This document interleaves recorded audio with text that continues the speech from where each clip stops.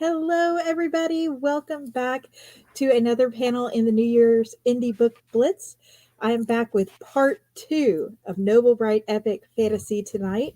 Yesterday, we kicked this off with Andrew D. Meredith and Amin Ajamali and a lot of other authors. You can watch that first part on the playlist on my channel.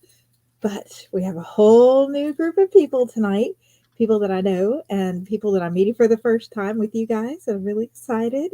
We've got Jessica on, Louise is on, MH is on, David is on, Katie is on. Welcome, everybody, to the panel. How are you?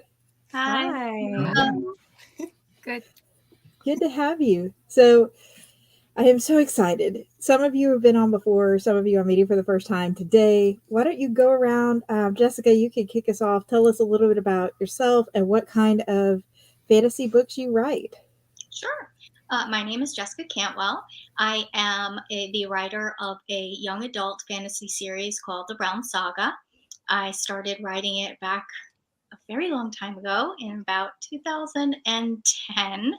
At the time, Twilight and everything like that was very popular, and it was all about vampires and werewolves. I really wanted to dive into a different element of the fantasy world, and so I created the Realm Saga. And over the last few years, I have 3 books in the series, and I'm a mother, wife, and I am proudly living with multiple sclerosis.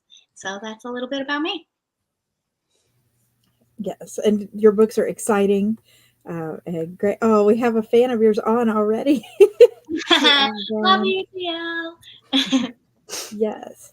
And I think when I first started getting into indie arcs and indie reading, Jessica was one of the first authors that sent me a physical copy of an indie book. And I was so happy to have it. So it's one of those books that picks you up at the first chapter. And you're like, Thank you. Okay. I love doing book exchanges with other indie authors. It's very exciting to get to know everybody in the community and share our work. Yeah, it's like book mail. Yeah. Exactly. Yeah, so good to have you back on. Louise, nice to meet you. Welcome to the panel. Why don't you tell us a little bit about yourself? Hi, I am an indie fantasy author from Adelaide, Australia. So it is bright and early here. It's 8:30, and I'm still wearing pajamas on the bottom half. So I'm super comfortable. They're bluey as well, so I'm repping the Australian. Oh, that's cool.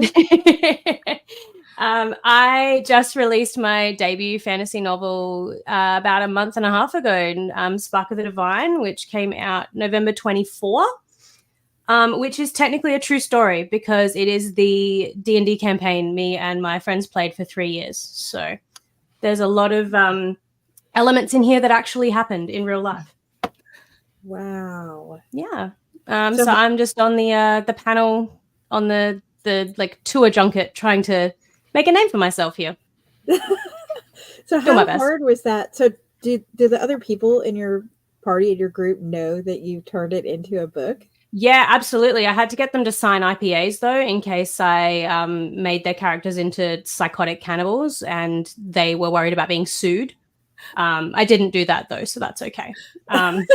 But no, they're all really stoked. One of the main characters in this book has become the standout, like everyone loves him. And the person who originally played him is still in shock. What do you mean everyone loves Revan? I'm like, everyone loves Revan. I don't know what to tell you, man. They love him. And he's like, I don't even like Revan. No one likes Revan. So it's very funny. I think he sees too much of himself in Revan. So he's like, why would everyone love him? And I'm like, Todd, everyone loves you and everyone loves Revan. Oh, yeah. You've got a fan on going, Revan. Revan. Hi, Bob. Yes. Melissa, welcome back. It's been a while. Yes. How are you doing? Doing excellent. I'm excellent. So I am MH Woodscourt. My first name is Melissa, and I am the proud indie author of 13 published novels.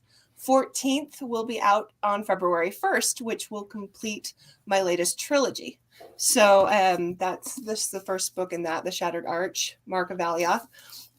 And so that will be tying that up. And I've got a new series in the works for 2024. So looking forward to stepping into that. First 2 books of that one are written, and I'm working on the next one. So yeah, it's a crazy, chaotic mess in my head.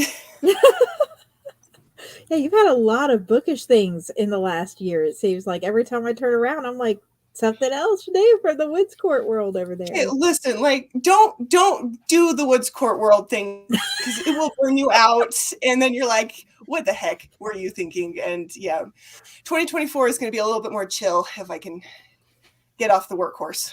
It was recorded. You can go back and remind yourself every time you get tempted the rest of the year. Yes.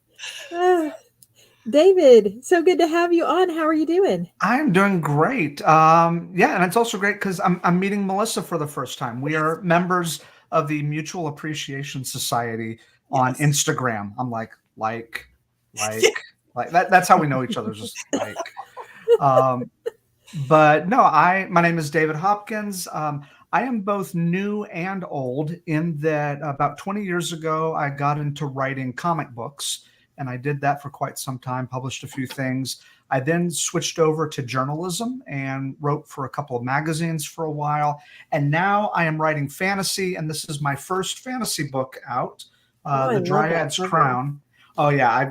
The cover was a labor of love, and I'm really happy with it. My first fantasy novel. But I've been writing for a while, and I'm constantly learning from watching things like Katherine, your live streams. I always tuning in, and everyone here always has so much information. I'm like taking notes about what to do and not to do. But yeah, it's great to be here. Yeah, it's good to have you. I really appreciate you watching.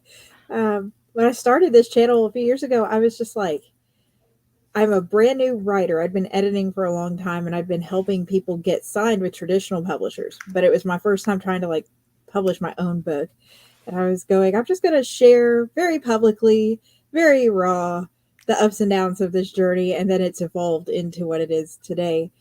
So I don't claim to be a know-it-all for all of this stuff, but I really appreciate the guest authors who have come on and shared their wisdom. And hopefully, if you're watching and you want to be a writer, you want to be published, you can pick up some nuggets too from panels. But yeah, Bo is on saying, hey, David. Bo's great. He's, yes. Yeah. Yeah, talking about the community, really, Instagram has a great community, and so does the Discords, too. It's a great place to find authors. So, KD, it is so good to actually be on a live with you. Yeah, last year I came on and epically failed. I couldn't stay on my internet, and it was an epic fail. I've learned a lot though. So. It happens. I'm just so happy to see you. Why don't you tell us a little bit about yourself and your books?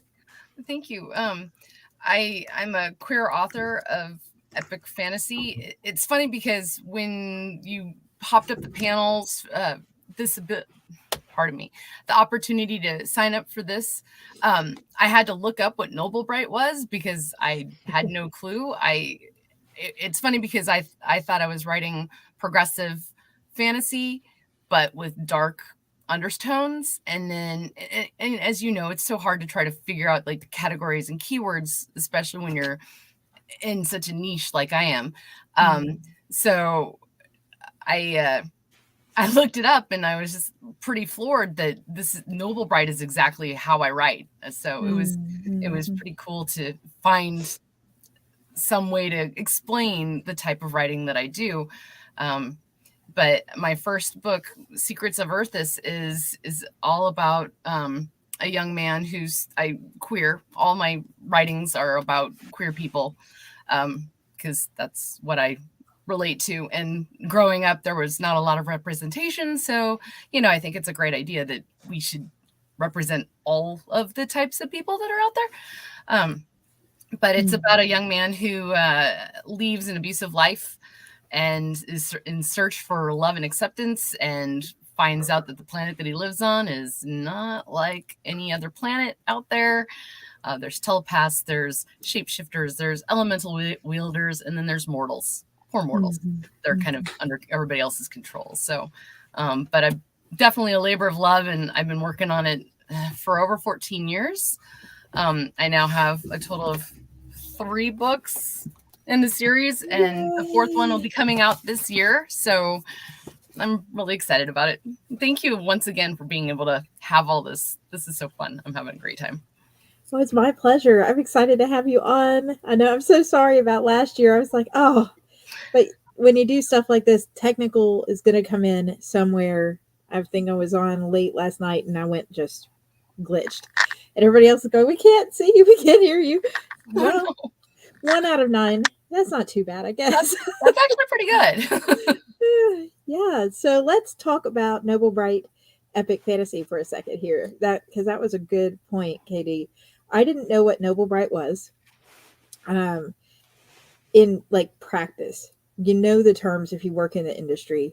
All right, here's the technical qualifications, but you don't know what it is in practice until you meet somebody who writes it and loves it and talks about it. And last year on one of the other Epic Fantasy panels, someone said that they wrote Noblebright Fantasy, and then that sparked this whole conversation. Was that you, Melissa? I don't remember. Yeah. And so it sparks this whole conversation. I was like, that's neat, because it put an actual imaginable set of tropes and tone and theme to that.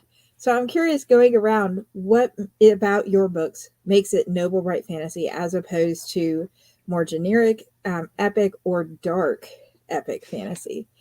Melissa, this is your fault, so we're going to start with you, and then we'll just let anybody else chip in as they want. It's all my fault. All right. Yeah. So for me, what I think is the defining point of a Noblebright fantasy, at least when I approach my writing, is the idea of no matter how dark it gets, no matter how broken things are, it's hopeful. There's hope woven deeply into each page, into each word. And you can know that even if it's not a happy ending all around, it's going to be hopeful in the end. It's not a broken ending. There's hope, there's healing, there's light.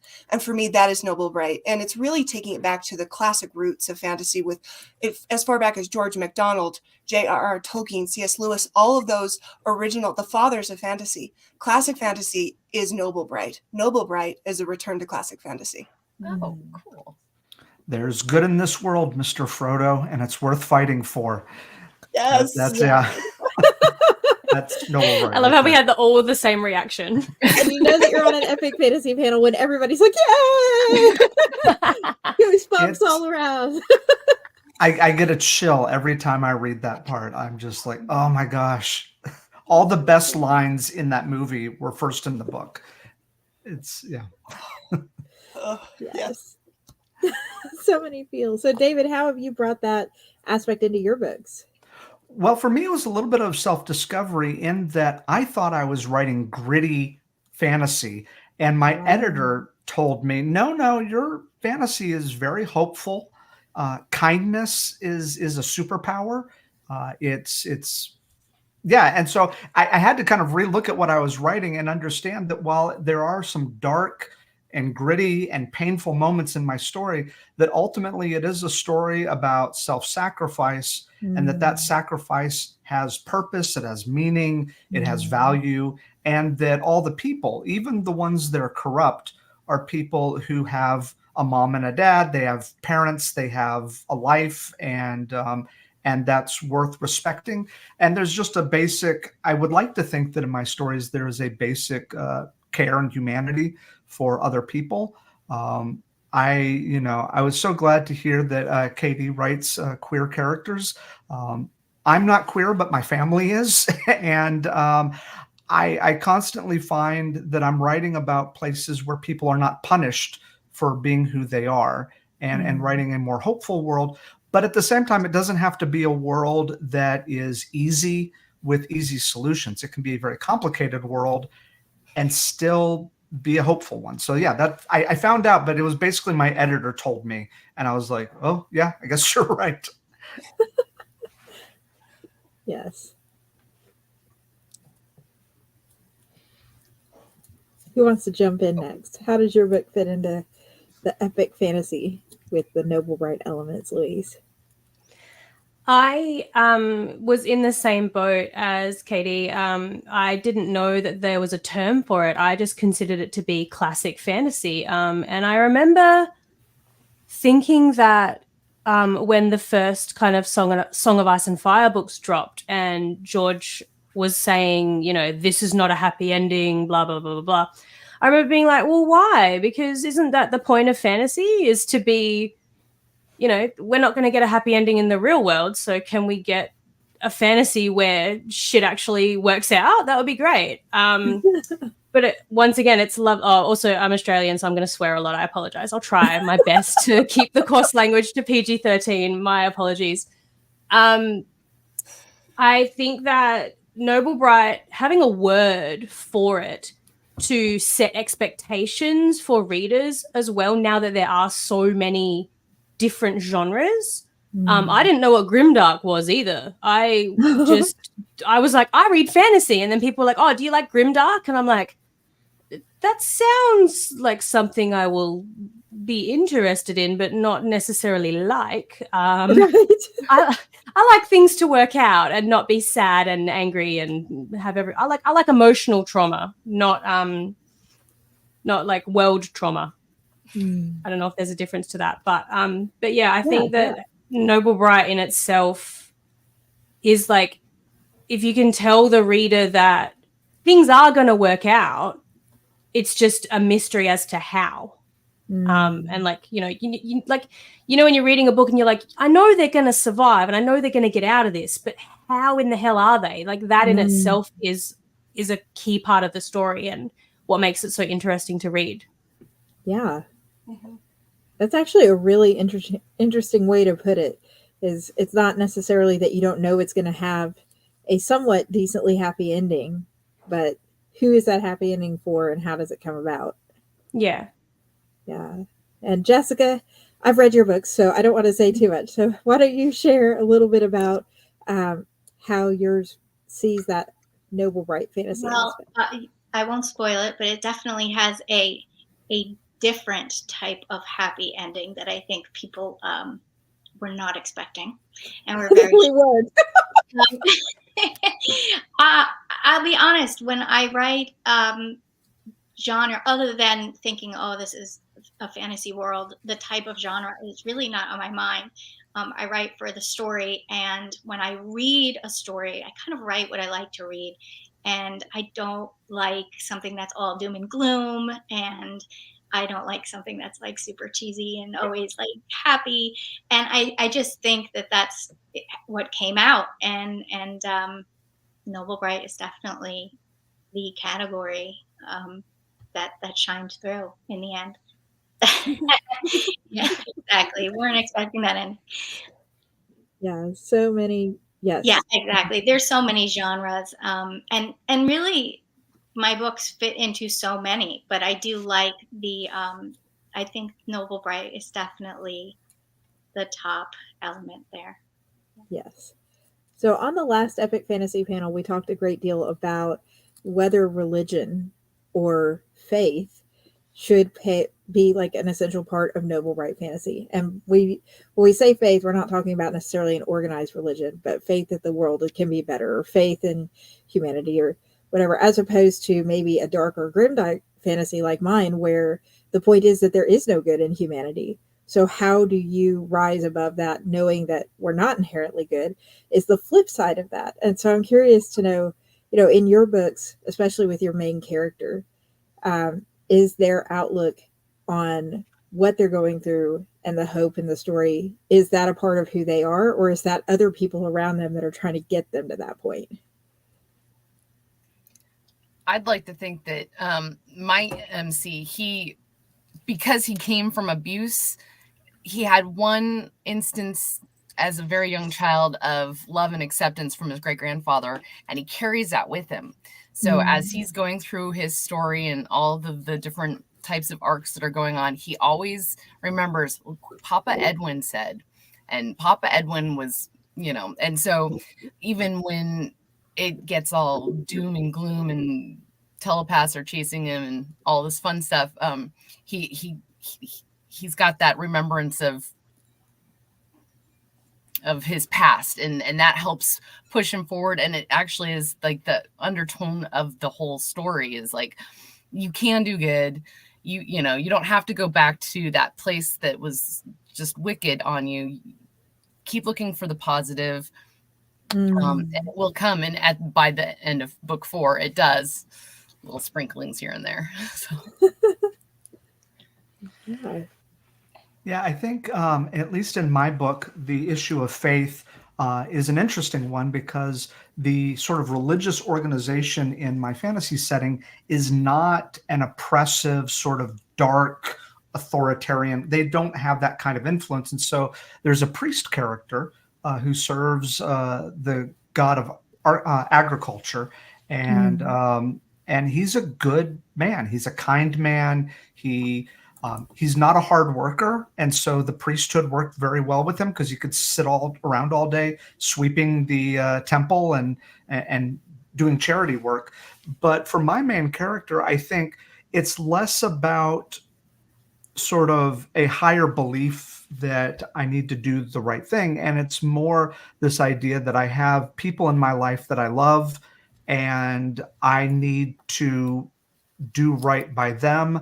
And so if it's faith in anything, it's faith in the people who have cared for her in her life, and realizing that the end of all things is also the end of people that she cares about.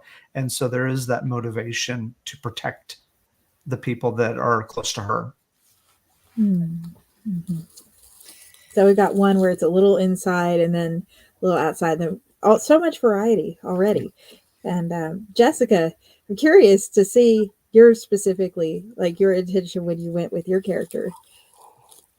So my character she's a very she's lived a very sheltered life, and because of the unusual circumstances surrounding that, she's a little bit depressed, which I would say is probably normal teenage behavior, but hers is a little bit elevated. And you know, while religion and that doesn't really play a role in the book, she turns to books as an escape. She has a sort of faith in that things will get better. She's always looking for things to get better. And when she finds herself in a new realm,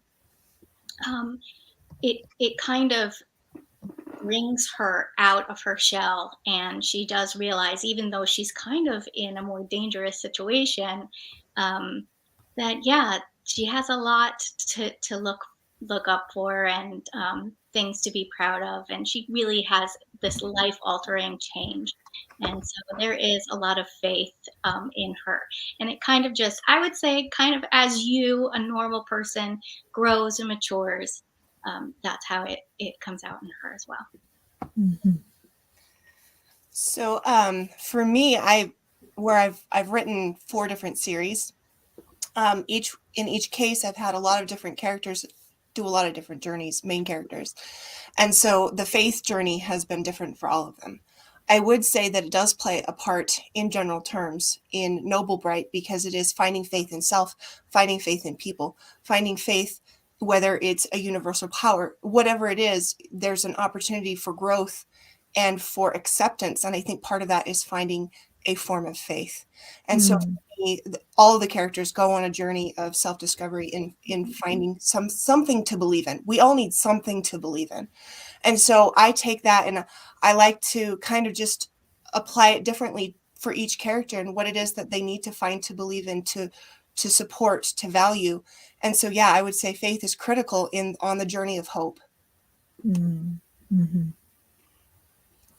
It's interesting how some people consider faith to be specifically religious, like how we said before, and others take it in more of a broad sense in the faith of anything you can find. In my book, Spark of the Divine, I have both. The main plot of the book is that the power of the gods is being siphoned, and the main characters have to go on a journey to restore it.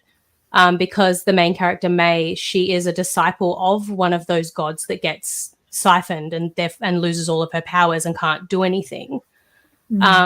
kind of like the opposite of, you know, that trope where the main character is super powerful and then she loses them all at the end. It's the worst. I reversed that because I hated it.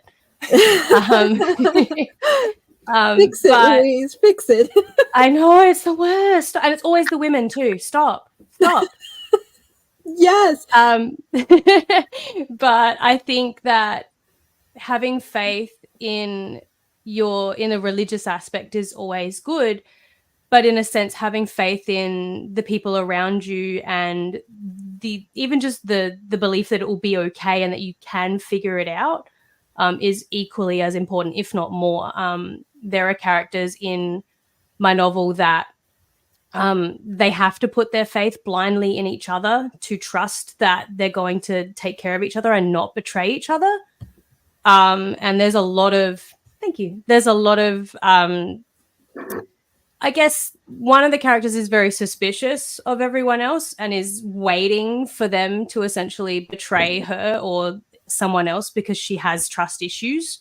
So whether or not she gets proven right is up to the reader. But you'll have to read it to figure it out. But faith after loss in particular is a very big central theme to Spark. Like, can you still believe when everything's gone to crap, essentially? And I think that's just as important. Like faith that isn't tested, there's no point. Yeah, so true. Yeah. Love that. Thank you all so much for sharing, because we got real deep there for a minute. You're gonna need some therapy after this one. So backing up a little bit too, one of the things that I read a lot in Noblebright that I love is that there's usually the small bits of comedy woven in to the story. So it's like it's very dark, and maybe there's some relief here and there. But when you get to Noblebright, you almost start looking. It's like, who is it, or which pet is it, or what is it that brings a spark into the book? So I'm curious to hear what or who that is in your books. David, you want to start us off on this one? Sure thing. In my story, the character of Bren Caius, who is sort of this legendary hero that is introduced early in the story, but we don't ever meet her. We just hear people talking about her. And for those of you that saw the D&D movie, which you should see the D&D movie, it was a lot of fun.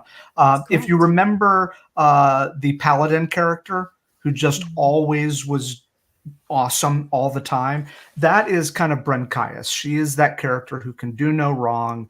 And when we meet her in person, we find out that she is an absolute drunk and just her life is a mess. She is ill-tempered. She, people come up to her to talk to her and she's got an attitude. Her life is absolutely a wreck. And I find that people really love that character, in part because they weren't expecting her to just be such a dumpster fire in her life. But she makes for a nice contrast to our main character, who is much, she's trying to get her life together, but she's not as self-destructive, I don't think, as Bren Caius is. But yeah, so that's my character that I think people always get a good laugh when she opens her mouth. That's awesome. I love the real life when you get to know them. Yeah, awesome. Never meet your heroes. Yeah, that's so true. So true. How about you, Katie? About halfway through the first book, Erwin ends up meeting the people who he'll end up traveling with for many, many years. And his comic relief is a shapeshifter named Kip, who he's I don't know the best way to describe him, but he's just a very manly man. And he doesn't hold back any punches. He's not afraid to speak his mind. And of course, when he does that, he always has a little twist to it. Sometimes he's uncouth or snide, but there's always just this little, he's very playful about it. And he always tries to be playful, whereas the female character, Yace, she's very commanding, and so she doesn't allow that. And she shut up, Kip. You know, she tries to dismiss him a lot. And so Erwin, being the main character, he really tries to pull out of Kip this more that it's okay for Kip to be who he is, because Yace tries to dismiss him so much. So there's a lot of definite play between Erwin and Kip. And I think Kip is like, he's the comic relief. He's the one that everybody really appreciates, because it gets tense several times. And, you know, when there's a battle about ready to happen, Kip's like, well, should I actually do something? Do you want me to? Should I be here? Should I step away? You know, he always wants to, you know, he's a pleaser, but he's got his own ways for sure. Yeah. When you first said Manly Man, I was like Fabio or Hercules here.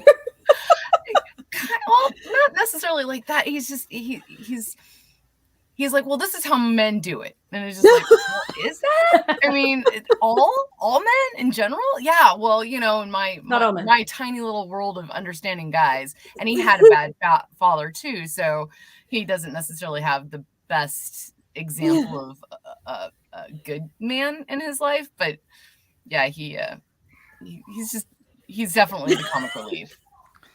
Sounds like the kind of people that were pushing me in lockers when I was in high school. I definitely did pull some of that from high school. Yes. Yeah. I'm picturing Kronk from The Emperor's New Groove. Like, yes. Like himbos, absolute best. I love a good himbo.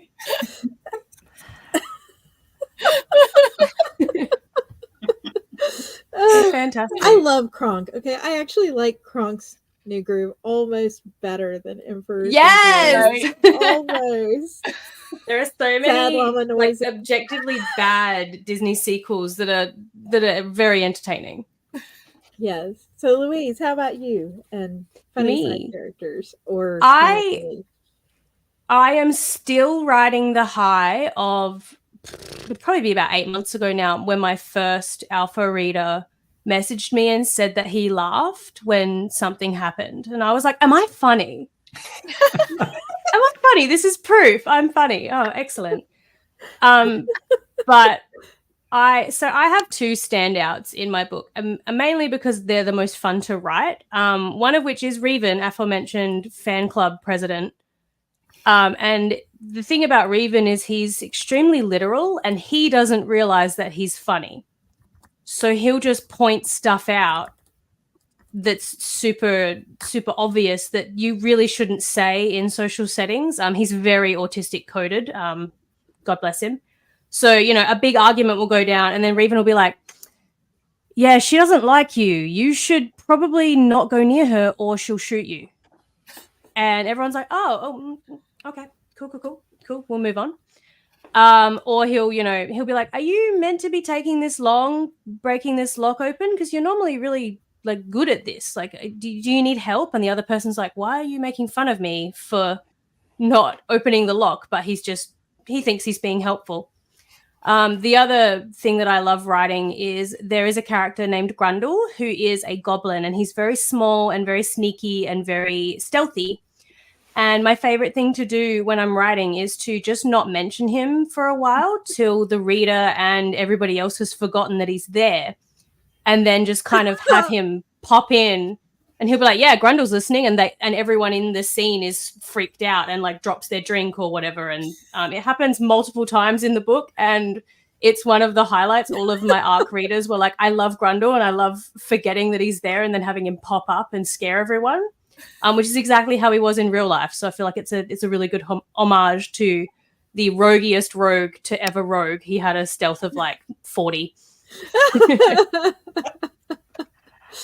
I like the idea that as writers, we sometimes forget that characters are in a scene. So it's like, oh yeah. That's person's. Yeah, it's like a thing for that. It's like poking fun at me doing that. Because sometimes I would forget to write him in because he's so stealthy, and then I'd be like, oh shit, Grundle, where are you?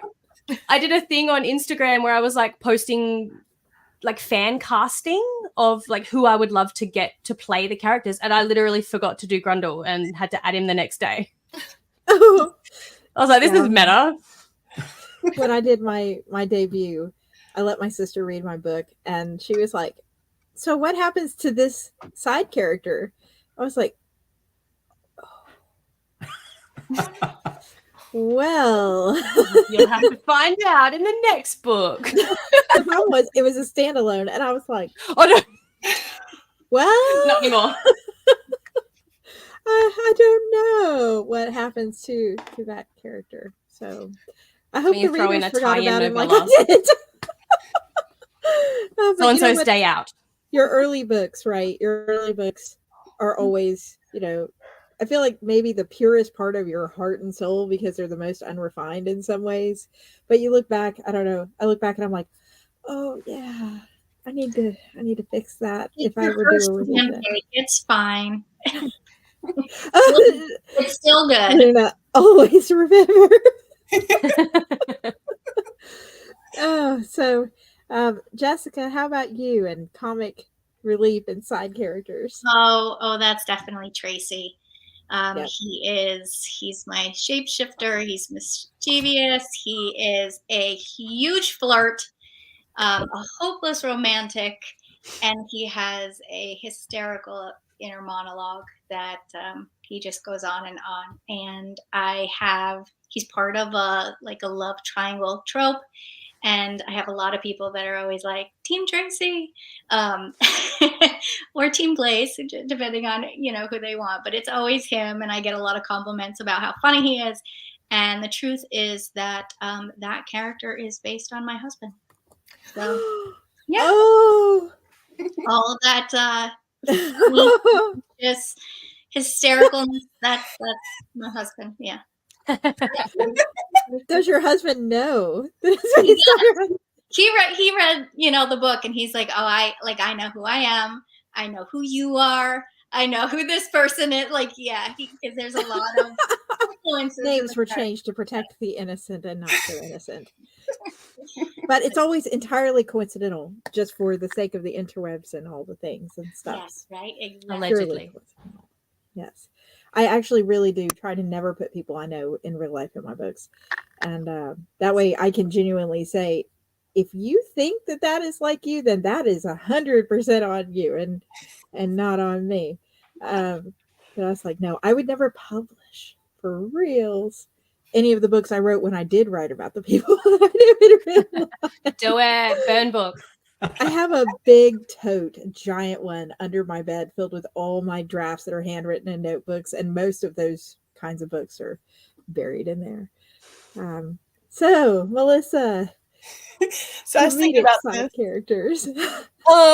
So a lot of it is just largely banter between a couple of different characters, but I would say that probably I decided I'm going to go with the trilogy I just finished writing, so it's freshest on my mind.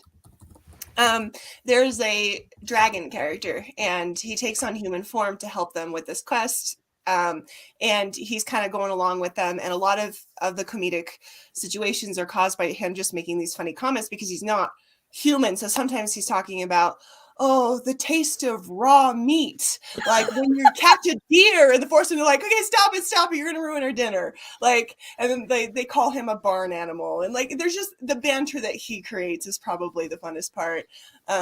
Second to that would probably be the main character, Prince Jedikash, and his cousin, 10-year-old Rill. She's a sassy girl, and she's always calling him like a layabout or a slug-a-bed or something like that. They get really into this banter, and it's a ball. I love it. I love her sass and her snark, and so yeah, it's the banter. I love the banter. Oh, yay! And Luna says, anybody have dragon characters?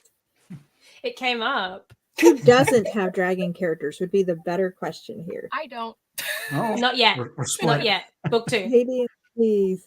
So we've had a lot of strange creatures created over the Blitz. We've ended up with a goose hydra, a were goose, a were swan, a dragon goose. I'm losing track.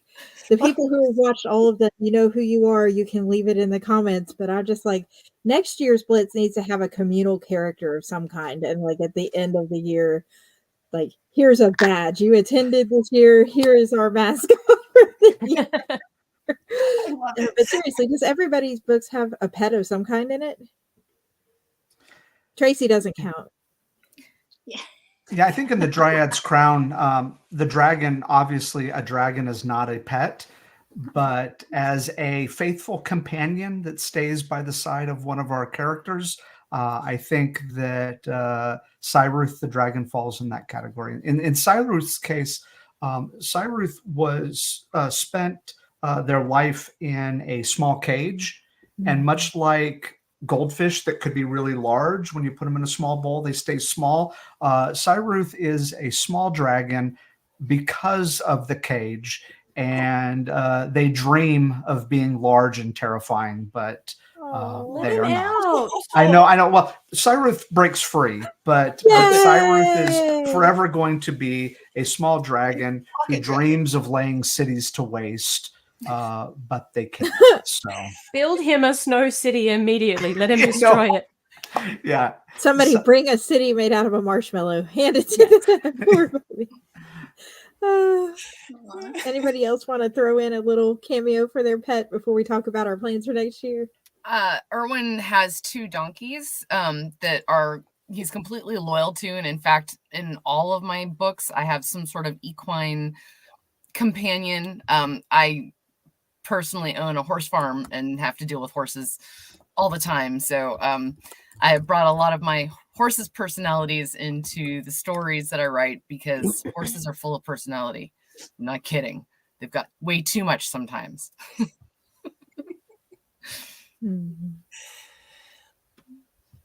I just have dragons. I guess I have unicorns too, and phoenixes. And yeah, you got all. Yeah, I've got a phoenix. Yeah, see.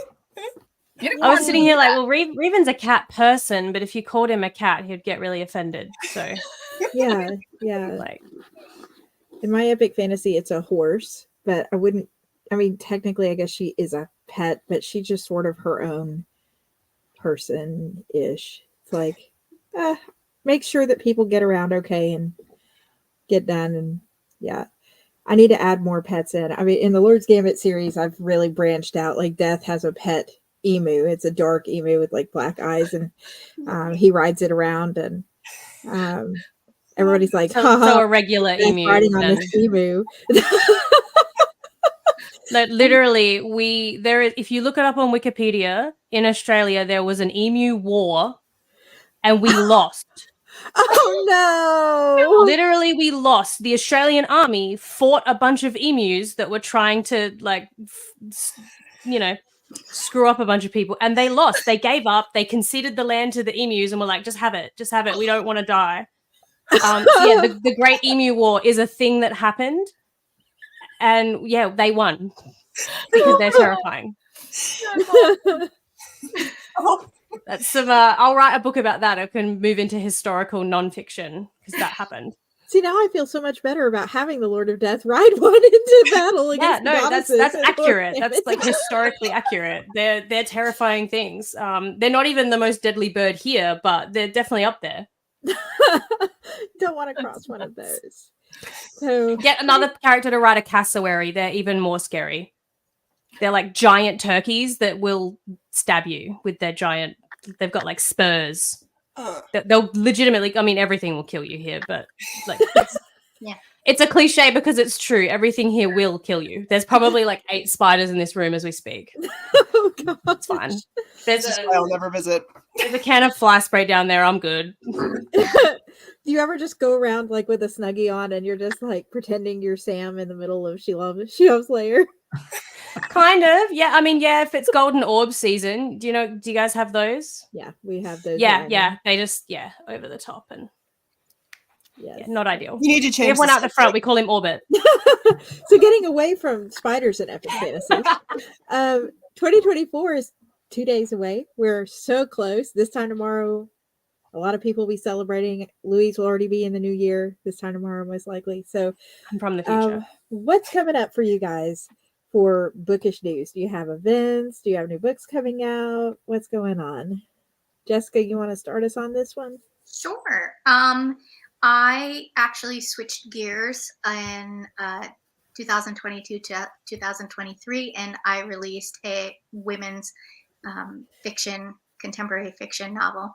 And I'm working on the sequel to that. And I'm also working on a children's picture book. So quite different from fantasy. Two different things there. Mm-hmm. That's so cool. Are you doing the pictures, or are you writing it and then getting an illustrator? No, I'm doing everything. Yeah. Oh wow, that's awesome. That's Yeah. wonderful. Yeah. Yeah, it's exciting. At first I thought I had an idea in my head for something a little bit more whimsical as far as illustrations. And then the idea of working with somebody else didn't really sit very well with me. So I started to do the drawings myself, and they're adorable. It's not like what I had in my head, but it's what's coming out of my heart. So it's perfect. That's awesome. Yeah. I'm so envious of people who have the artistic talent too. It's so much inspiration. I don't have an artistic bone in my body outside of black and white text, but there's definitely different elements of it. I'd say I'm on the lower side, but I also did actually in this year I also did some book cover graphics. I designed a book cover for a friend. Aww. So it's cool. been fun, kind of dabbling in a little bit of different projects. So. Yeah, well, that's awesome. And I'm going to put this here before I forget for everybody watching, that all of the links to these authors' pages are in the description box if you're watching on YouTube. I do see that there are people watching on Twitter, so I can't get those links to you on Twitter. You'll have to hop over to YouTube to grab them, or you can follow some of these authors on Twitter as well. But Louise, what do you have coming in 2024? 2024, which is in like 14 hours for me, which is terrifying. I am working mainly on promoting the hell out of Spark, because it's been a very short journey for me so far, having it only be out for just over a month. So I'm trying to slow down and take as much time with it as it deserves, because honestly, like, I know I'm biased because I wrote it, but it's a fantastic book and it deserves its spotlight before I immediately launch myself forward into the next one. I did also, that said though, I said I wasn't going to start working on book 2 until the new year, and I lied and already started. So so that one will be out when it's out though. If it's out in 2024, that'll be sweet. If it's not, it's not. I'm not going to try and push it to make any sort of imaginary deadline that I set myself. But it will be called Curse of the Arcane, and it's more Revan based. So the Revan people are really excited for that one. But yeah, mainly doing as much promo, like making as many friends as I can. It's been a really cool journey to find so many cool people in the industry and in the community of indie authors, like Bob here. I love Bob so much. Not to be dramatic, I would die for Bob, which is Blue Smoke Fire. Everyone that I met just by happenstance on Twitter has been phenomenal. Like people like Katherine and people like Bob and Esme and Chris, like you're all, and Isaac. See, I love you all. So my goal is to write as much as I can, post as much as I can, and uplift as many other people as I can. I love that. I love that too. And I don't think it's understated how much this community lifts up other authors. Mm-hmm. Really. I think one of the best pieces of advice my mentor ever gave me was go find your people who write similar to you, get connected, learn what to do, be respectful. And and I've been spending a lot of time, we said before we came live, that just really trying to learn from and listen to the other authors in this community. So very thankful for people like you, Louise, who are willing to help give other writers a hand up. Yeah. No, so David, we're going to skip out of order order a second because we got people haying you. In I know. I think CH, they're giving me the hay. For me, I finished the Dryad's Crown.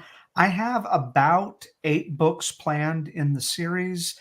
And what I'm planning on doing, since this is a chunky book right here, I'm trying to kind of alternate in between each book. Every other book, make it more a smaller novella, possibly as a newsletter freebie for those. And so right now I'm working on the novella book 2, and it's called War of the Hounds. And I'm a huge Shakespeare nerd, and this is going to be heavily influenced by Henry V. So War of the Hounds, Henry V. If you pull them up side by side, you can kind of see where plot-wise I pulled from it. So that's what I'm working on right now. And like Louise talked about, I am trying not to pressure myself to get this thing out tomorrow, because it's going to take how long it takes. And sometimes I see these people who are just knocking books out every month, and I'm like, that's not me. I can't do that. You don't have to be Sanderson. No, I can't do it. So I will say War of the Hounds will be out this year. That'll be when it's out, and I'm looking forward to it. Yay. Very excited. By the way, I love the epic beard. Thank you. I've got like these racing stripes. This is all natural too. I've just got these 2 great stripes. I joked that one is named after my oldest daughter, and then the other one's my youngest daughter. So any in between, it's like tough luck. You guys don't get a beard. Yeah. It's that's awesome. I was on a panel, or not a panel, a very short blitz with Andrew D. Meredith and Patricia Meredith and several other people.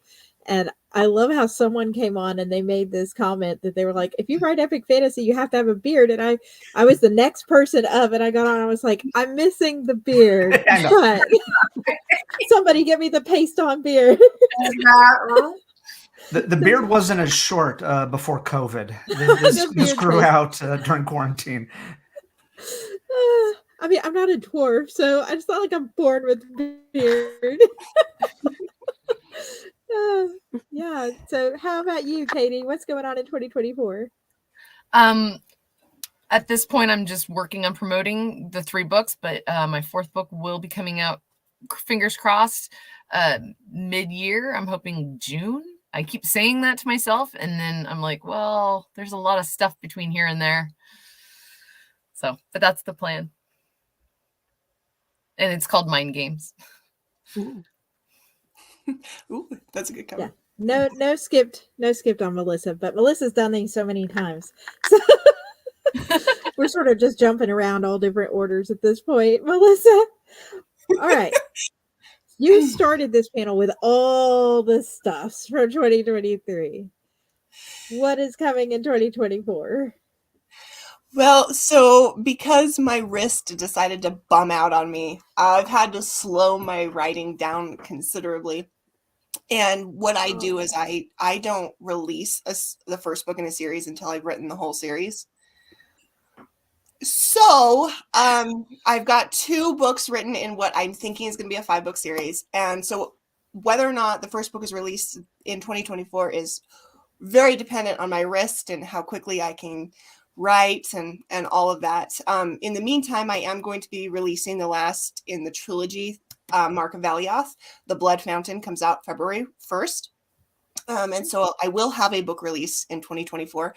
That's way down from this year, where I had 3 releases this year. I don't know. I don't know what years are. What are years? So, and then I was a total crazy person to release like 5 in 2022.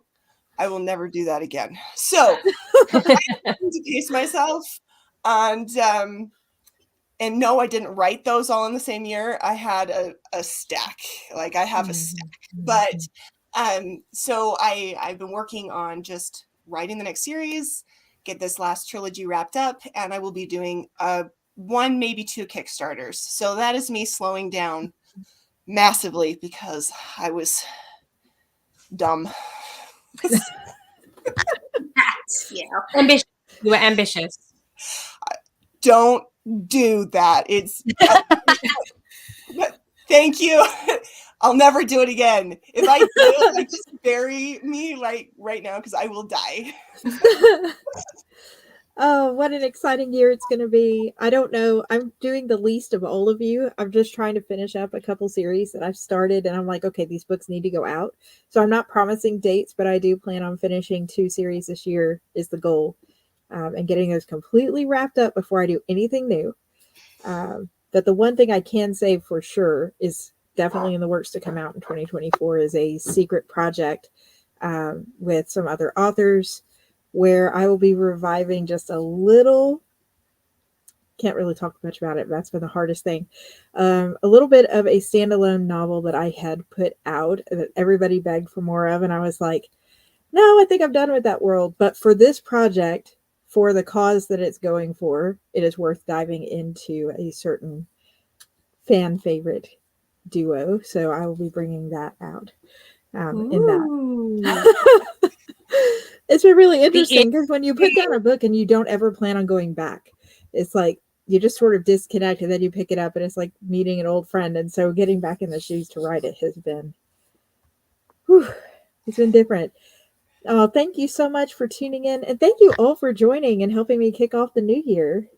Thank you for having us. Thank you so much. Thank you for hosting these. This is amazing. Yes. This has been incredible.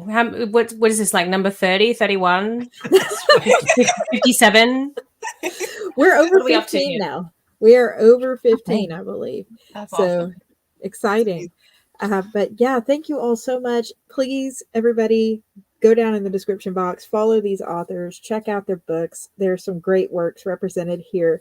And if you would like to meet more authors, you can catch up on the playlists that have already happened on my YouTube channel, or you can subscribe on YouTube because we have more panels coming up. So if anybody's on who's like, I want romance in my epic fantasy, there's a fairy tale / mythological retelling panel that is coming up at 6, so in about an hour.